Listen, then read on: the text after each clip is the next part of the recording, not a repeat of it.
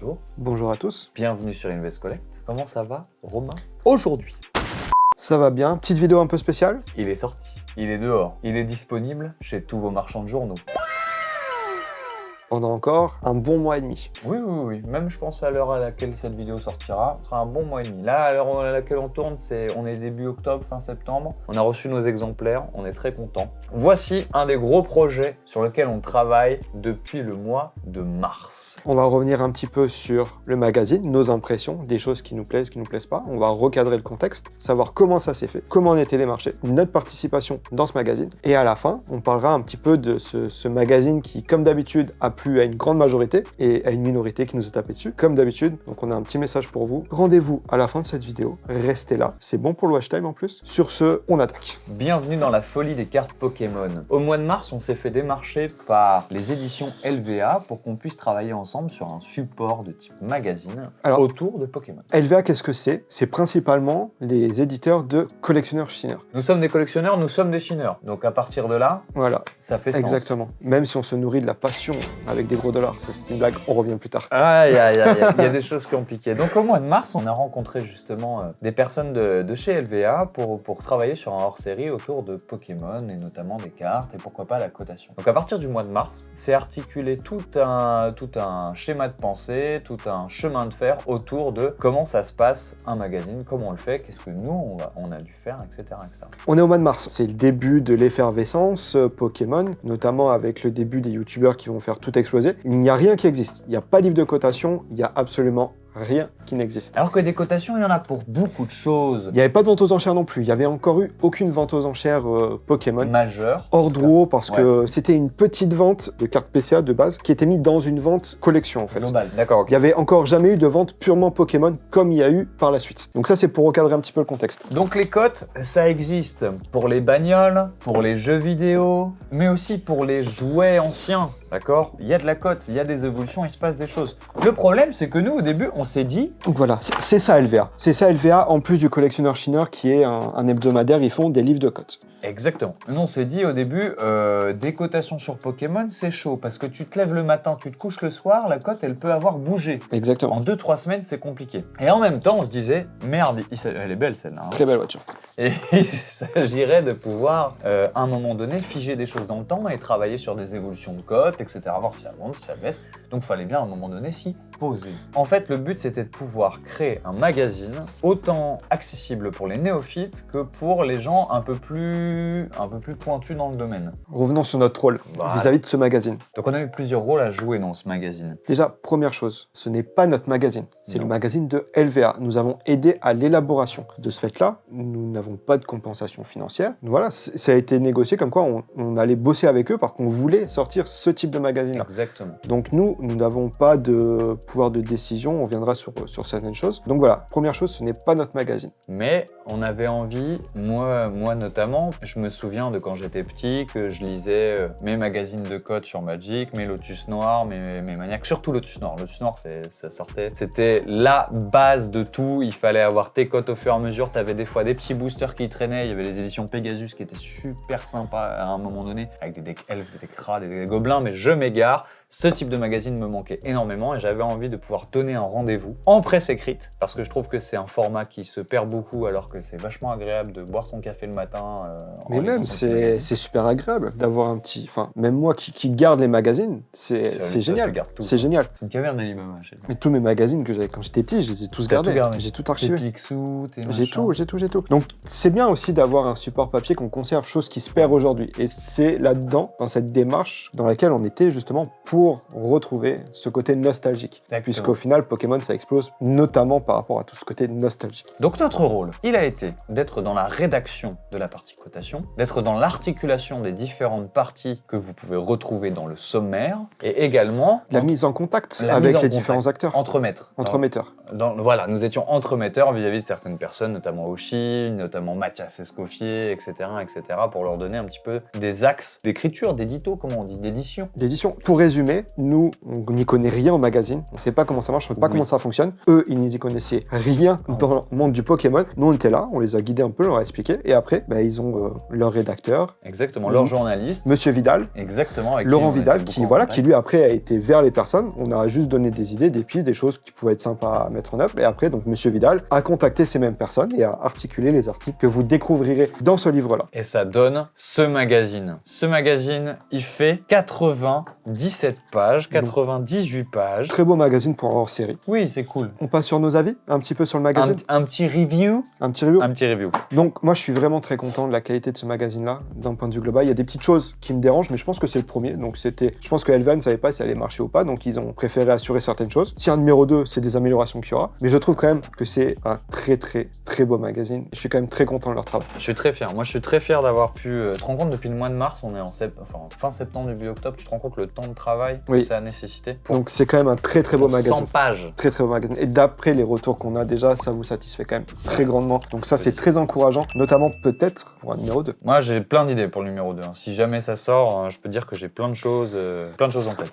Deuxième petite chose que je trouve un peu dommage, c'est la qualité. La qualité du papier globale d'impression. Mais ça, voilà, regardez. Donc là, on est sur rétroviseur, on est sur un magazine qu'ils ont l'habitude de faire, ils savent que ça marche. Ouais, papier glacé, très grosse qualité d'impression, ici un peu moins. C'est une petite différence entre LVA, vous avez regardé cette vidéo, numéro 2, upgrade de la qualité. Ouais, on veut ça pour le deuxième. Voilà. Dos carré, on voulait... mais ça a été des discussions. Dos carré, c'est très bien ça. Est-ce qu'on fait des dos piqués? Est-ce qu'on fait des dos carrés? Moi, j'étais en mode, mais c'est quoi un dos piqué? On n'y connaissait rien, On a dû se renseigner, on a parlé pendant des heures. Même la veille de la sortie à l'imprimerie du magazine, j'étais au téléphone encore avec la personne responsable de ce magazine à 22h pour régler les derniers détails. C'était un travail de longue haleine. Donc voilà. J'en suis très content, moi. Les défauts sont passés, continuons. Vas-y, on tape dedans, là. Sur l'intérieur du magazine. On tape dedans. Première page, qu'est-ce qu'on a? Alors là, dans ce magazine, vous savez, comme dans tout magazine, il y a des espaces publicitaires. Dans ce magazine-là, vous avez un nombre incalculable de commissaires-priseurs. De commissaires-priseurs qui sont en mode... Moi, j'aime Pokémon. Je suis spécialiste en Pokémon. Donc voilà, faites attention aux primes, on y reviendra un petit peu sur notre partie cotation, on en reparlera. Petit édito qui va bien, en page 4, rédigé par mes soins, avec des termes que j'aime beaucoup utiliser. Ouais, des termes que j'aime beaucoup utiliser. Dont un mot que j'aime bien et que je trouve qu'il est très péjoratif, mais j'aime bien le voir du côté positif. Moi, c'est le terme adolescent, parce que je trouve que nous sommes des adultes, mais nous sommes des grands enfants. De grands enfants. Et c'est très important pour notre santé mentale. Donc voilà, le petit sommaire. David, tu nous fais un petit récap. Mais oui. Alors, petit sommaire, qu'est-ce que vous allez pouvoir retrouver dans ce magazine? L'anatomie d'une carte, la saga Pokémon, les règles du jeu en mode compétition, Pokémon Go, Satoshi Tajiri, Richard T, Parole de Kids, du top pour Mathias Escoffier. Rayquaza Master. Merci pour tout ce que tu as fait YouTubeur, pour ce magazine aussi. Ainsi de suite, il nous a beaucoup aidé. Merci Mathias. Oshi, merci beaucoup d'avoir répondu. On se voit peut-être prochainement. Je t'envoie un exemplaire très vite, promis. Rappeur et collectionneur, bien sûr. Big Flo, bien sûr. Logic, bien sûr. Qui n'est pas rappeur, mais Steve Aoki. Des personnes qui n'ont pas été interviewées, contrairement à Oshi. Exactement. Ils se sont servis des actualités qu'il y a eu dans la presse. Ensuite, Dracofeu, analyse d'une carte mythique. Vous connaissez le Dragon Feu, il fallait qu'on en parle un petit peu. La certification, puisque du coup, dans la collection, on passe obligatoirement par une certification. À un moment où tu step up. Donc on parle des différentes sociétés. Exactement. Dans l'euphorie des enchères, bon alors là on vous en a parlé, les enchères là en ce moment, ça y va. Plus 500 et quelques % de ventes pour eBay sur cette année. Tout à fait. Invest Collect, je sais pas. Je sais pas qui c'est.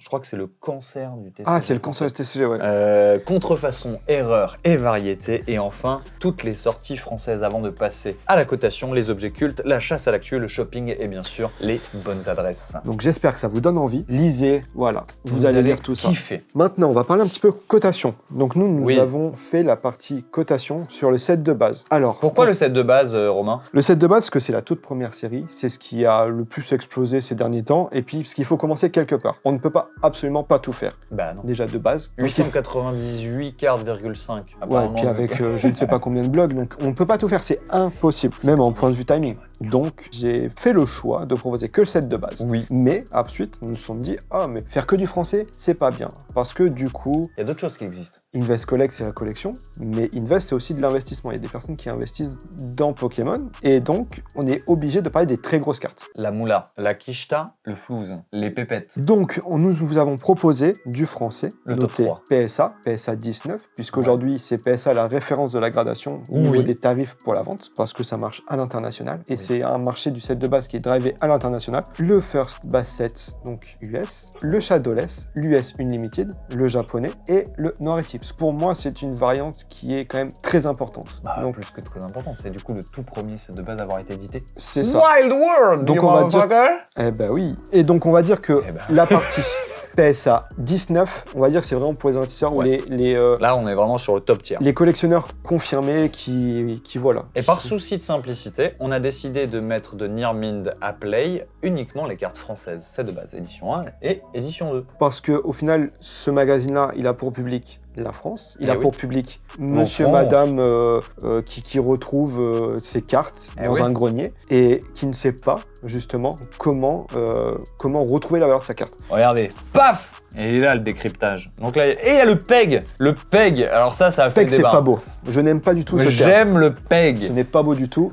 On était confronté à comment on fait comprendre aux gens que c'est pas encore gradé. Exemple, Dracofeu, édition 2, français, Unlimited français en PSA 10, ça n'existe pas. Donc il fallait faire quelque chose pour que les gens puissent comprendre qu'il n'a pas été encore gradé, il n'existe pas encore. Voilà, un petit manque à mon sens sur...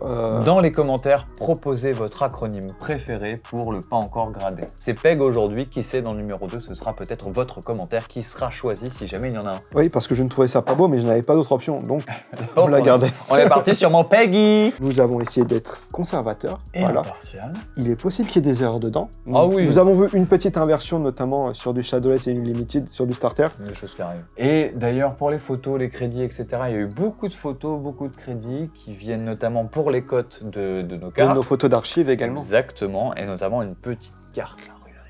Ça, c'est beau, ça. C'est quoi, ça? J'aimerais trop l'avoir en vrai. C'est un Pikachu Illustrator, tu connais? Ouais, je sais pas. C'est genre une des cartes les plus iconiques du monde. Ok, on fait un tour de magie? Vas-y. Abracadabra.